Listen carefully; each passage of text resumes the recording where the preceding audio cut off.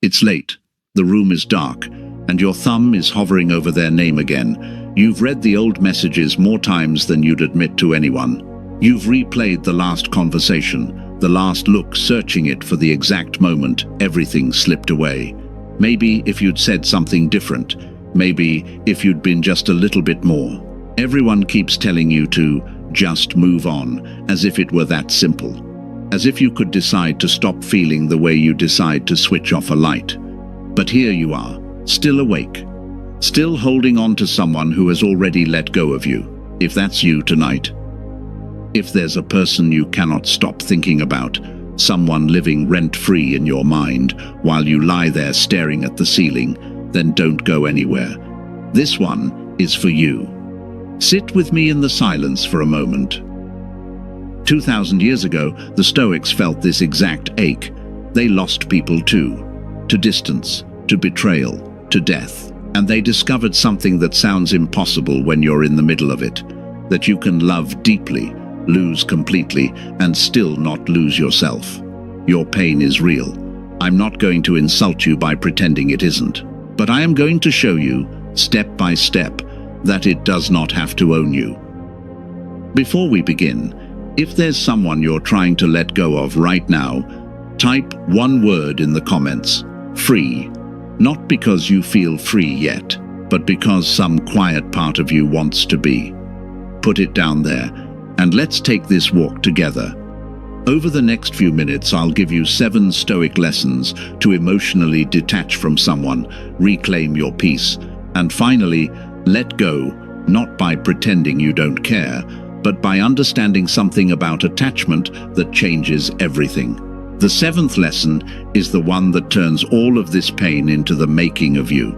So, stay until the end. Let's begin. The first lesson is the hardest to hear, so I'll say it gently. Most of what you're grieving isn't the person. It's the story you built about them. Be honest with yourself. When you lie awake missing them, what are you actually replaying? The perfect moments. The version of them at their very best. The future you imagined but never lived. Your mind has quietly deleted the arguments, the coldness, the nights they made you feel small and left you with a highlight reel that never fully existed. Epictetus said it plainly. Men are disturbed not by things, but by the views they take of them. You are not being tortured by the real person. You are being tortured by an image you keep polishing in the dark. Picture holding an old photograph, and every single night painting over it, making the colors warmer, the smile softer, erasing the cracks until the picture in your hands looks nothing like what was actually there. That is what longing does. It doesn't remember, it renovates. Here's the real moment it happens to you. A song plays or you pass a place, and your chest tightens and the missing floods in. But notice in that instant, you are not remembering the whole truth. You're remembering the fantasy, the what could have been, never the what actually was. So, here's your practice. The next time the missing hits, gently ask yourself, am I missing them, or am I missing the story I told myself about them? Then deliberately recall the whole truth. The times you felt unseen, the way you shrank yourself just to keep them close. Detachment begins the moment you stop worshipping a version of someone that never truly existed. The second lesson reframes the whole loss. You never lost them because they were never yours to keep. I know how that sounds at first. Cold. It isn't. It's the most freeing idea the Stoics ever handed down. Epictetus taught his students, never say of anything, I have lost it, but say, I have returned it. Your partner, your friend, treat them as things borrowed, on loan. Everything and everyone in your life is on loan. You don't own people, you are given their presence for a time, a season, a chapter, and then, one way or another, it's returned. When you grip a person like a possession, their leaving feels like theft. But when you understand they were only ever borrowed, their leaving becomes something softer, a loan that simply came due. Think of a guest who stays in your home for a while. You share meals, laughter, warmth, and when the time comes for them to leave, you don't chain them to the door and call that love. You thank them for the time, and you let them walk out. Attachment says, stay, or you destroy me. Love says, thank you for the time you were here. The real scenario is this thought, looping in your head at 2 a.m. I lost them. It feels like a wound that won't close. So change the word, not I lost them, I returned them. Feel how the grip loosens, even just a little. Your practice. Whenever the loss rises up, say it silently. I didn't lose them, I returned them, and I'm grateful for the time I had. You cannot lose what was never yours to own. You can only be grateful it passed through your life at all. Third lesson. Chasing someone who has already decided to leave is the fastest way to lose the one person you truly cannot afford to lose, yourself. The Stoics built their entire philosophy on a single dividing line, the dichotomy of control. Epictetus. Some things are within our power, and some are not. Within your power, your actions, your standards, your effort. Not within your power, another person's feelings, their choices whether they stay or go. So when you text again and wait for the reply, when you refresh their profile, when you rehearse the perfect thing to say to win them back, you are pouring everything you have into the one thing you can never control, their heart. And each message sent from that place quietly whispers to your own nervous system, I am not enough on my own. I need them to complete me. Picture holding a fistful of sand, squeeze tighter to keep it, and it only pours faster between your fingers. Attention works exactly the same way. The tighter you grip a person who is pulling away, the faster they slip, and the more of your dignity slips out with them. The real scenario is the should I text them moment. Your thumb hovers over the screen. Here's the test. Ask, is this within my control? Their response is not. So you bring your focus back to the only side of that line that has ever been yours. Your practice. Stop chasing completely. No, just checking in. No strategic likes. Not as a trick to make them miss you, but because every act of chasing is a withdrawal from your own self-respect. Let go of the sand. Watch how much steadier your hand becomes when it's finally empty. Fourth lesson. Your peace cannot depend on a person who already chose to walk away. Marcus Aurelius wrote, the happiness of your life depends upon the quality of your thoughts.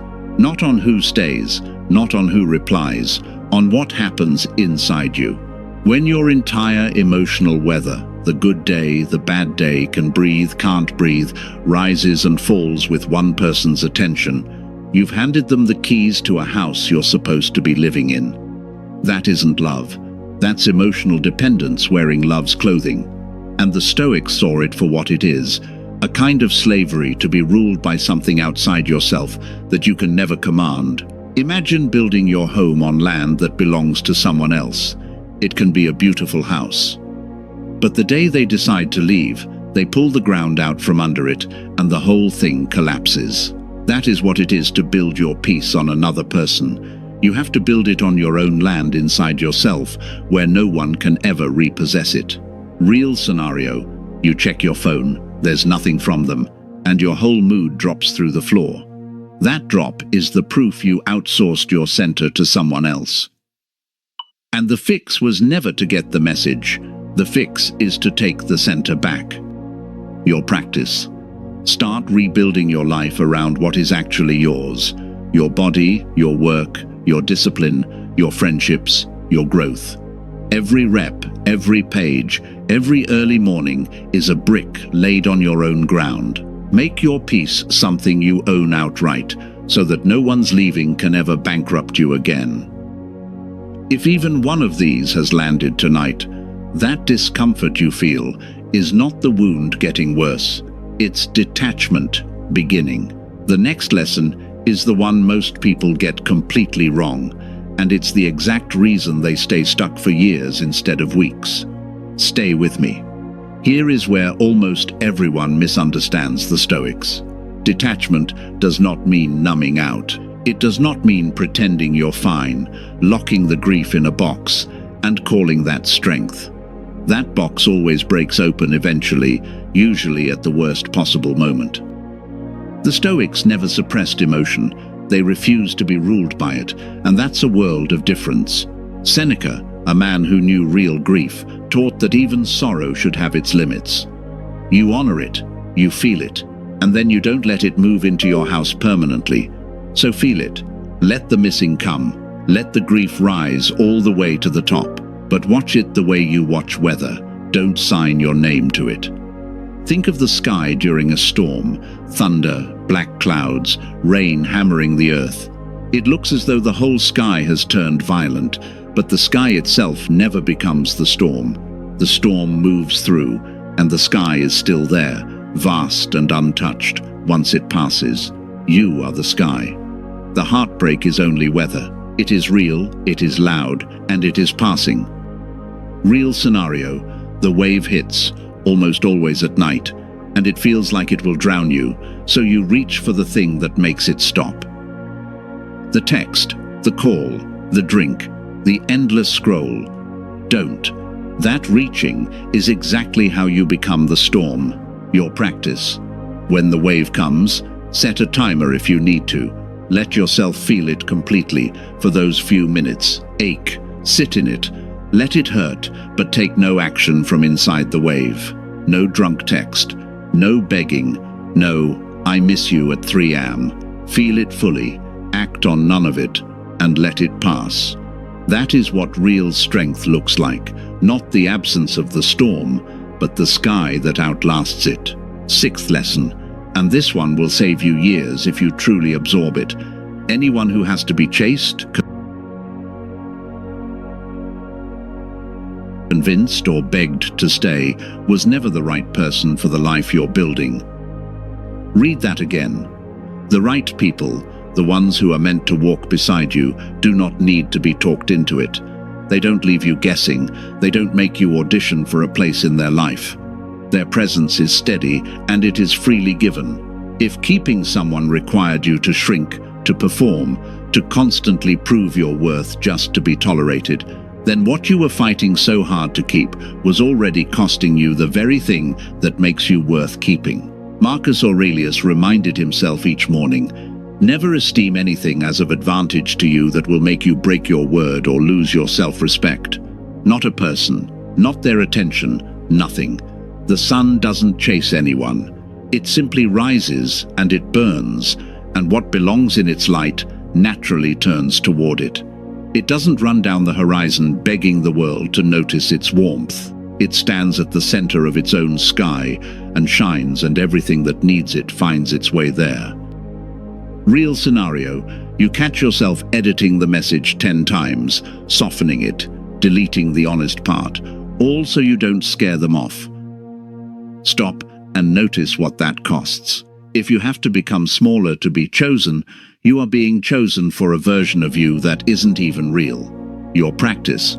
Stop auditioning for a place in anyone's life. Become the sun, build a life so warm, so grounded, so genuinely yours, that presence in it is a privilege, not a favor you beg for.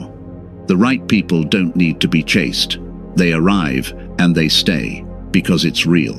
And here is the 7th lesson, the one that turns everything you felt tonight into something that will actually make you. This pain, right now, is not just something happening to you, it is raw material, and what you do with it over the next weeks decides whether it becomes the wound that quietly defines you, or the fire that forges you into someone unrecognizable to the person who left.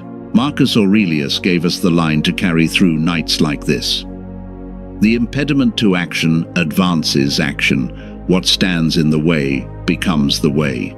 The heartbreak is not blocking your path. Handled right, the heartbreak is the path. Every great transformation you've ever admired in another human being was built on top of a loss they refused to waste.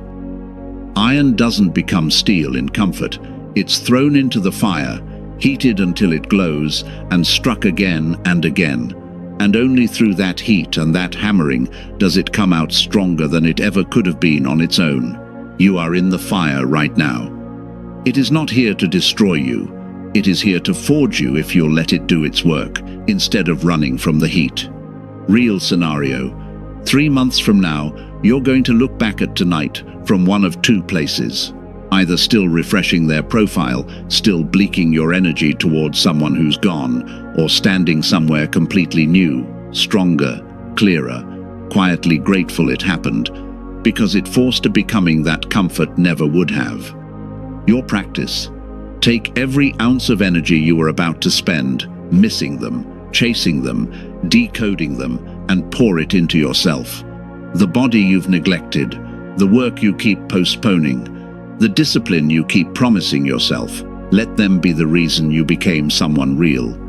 That is the finest revenge the Stoics ever taught, not to hurt the one who left, but to become so grounded, so whole, so at peace, that their leaving turns out to be the greatest gift they ever gave you. So, let's bring it home. You are not missing the person, you're missing the story. What left was only ever borrowed. Chasing them costs you yourself. Your peace was never theirs to hold. Feel the grief, but don't become it. The right people never need to be chased, and this wound, if you let it, becomes the forge. Letting go was never about pretending you don't care. It's about caring more about your own peace than about a door that has already closed.